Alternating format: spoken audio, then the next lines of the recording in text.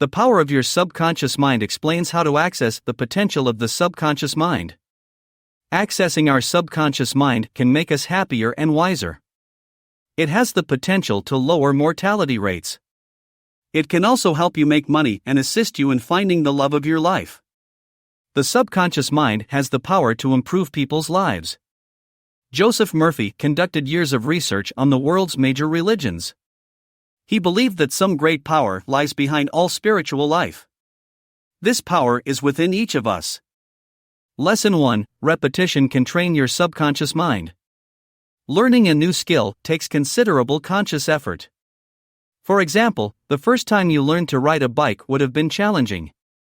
With repetition, it would have required less conscious effort. Your subconscious mind grasped the task better. Riding a bike became automatic. We can use repetition to overcome personal challenges. Enrico Caruso was an Italian opera singer in the late 19th century. He would get nervous before his shows, and his throat would spasm. His conscious mind was impairing a skill that had become subconscious for him. Lesson 2: Positive thinking and visualization are integral to achieving your dreams. Positive thinking and visualization can heal. In the 18th century, priests told the sick that believing in God would make them better. Some attributed the success of this practice to the existence of God. But it is more likely that these practices relied on the subconscious mind. A relative of Murphy developed tuberculosis. The relative's son decided to help him get better. The son picked up a piece of wood off a sidewalk and gave it to his father.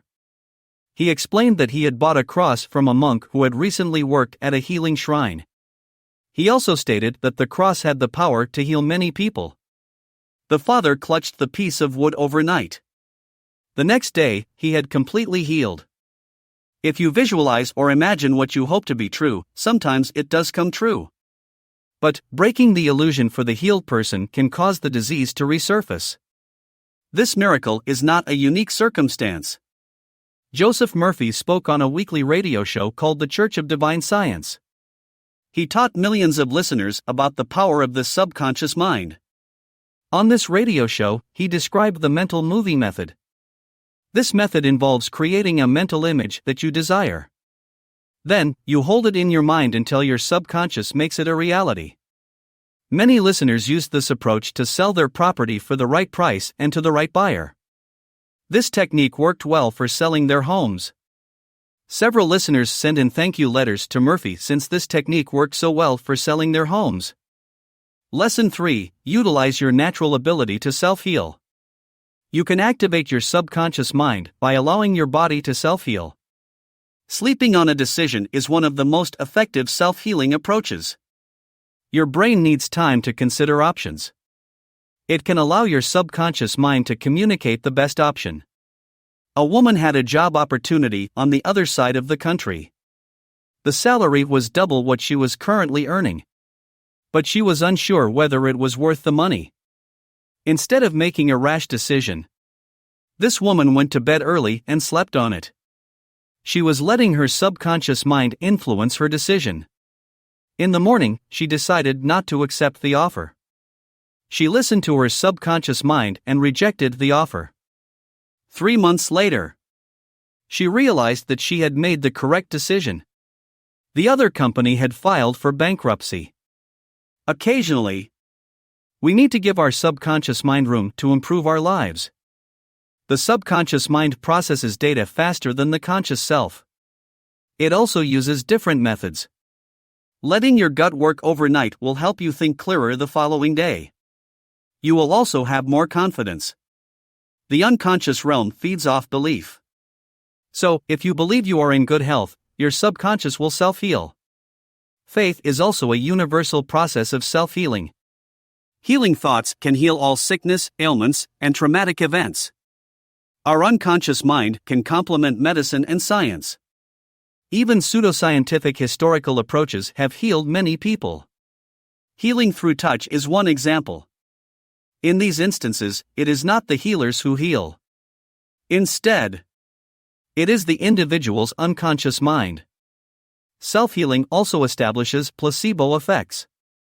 The placebo effect occurs when an individual takes a substance that is not a proper treatment. Some placebo experiments have produced better results for heart rate, blood pressure, and other aspects of health. The main thing is that our mind is stable in health and well-being. Joseph Murphy would attribute this effect to our unconscious mind. Belief in the genuineness of a treatment is not necessary for it to work. Instead, we should open our subconscious field to questioning and challenging standard views. When you feel drowsy, your subconscious mind influences your faith in a treatment. This drowsiness is how praying to God can sometimes help individuals to heal. Praying shuts out your conscious realm. It allows the irrational, subconscious mind to work properly. Lesson 4: Let go of all negative thoughts. Our natural reaction is to adopt negative thoughts about circumstances. Instead, we should attempt to choose happiness. Negative thoughts are detrimental. They affect your emotions, and they also prevent you from succeeding. An associate of Murphy worked day in and day out. The long working hours meant he neglected his family. His blood pressure also increased to an unhealthy level. This associate had a negative view of why he worked so much. He felt guilty about not doing the right thing by his long-deceased brother. The remorse he felt came from a place of negativity. These negative thoughts made him behave in a way that punished himself, his wife, and his children. He did not realize that these long hours were not his boss' fault. They were the fault of his negative thoughts. Lesson 5: Fears are just false thoughts. Fear is an emotion that troubles us throughout our lives. When we were young, we were fearful of monsters under our beds. As we grow up, we continue to have fears in the shape of money worries. False thoughts are the cause of both these fears. We challenge these fears by challenging our thoughts. Aging is a widespread fear for adults. We can overcome this fear by changing our thoughts about aging. Aging only happens when we stop learning new skills. Staying young isn't about age, but about remaining active and doing things we enjoy. An executive that lived near Murphy and who retired at 65 had spent most of his life learning. He did not view retirement as something to be afraid of, but as another learning opportunity. He started learning new skills, such as photography.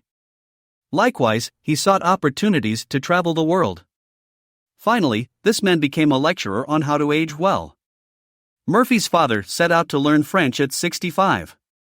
5 years later, he was a specialist. He then started to study Gaelic. Again, he reached a level that meant he was teaching it until his death at 99. If we keep positivity and learning at the forefront of our minds, we will feel younger and, it seems, live longer.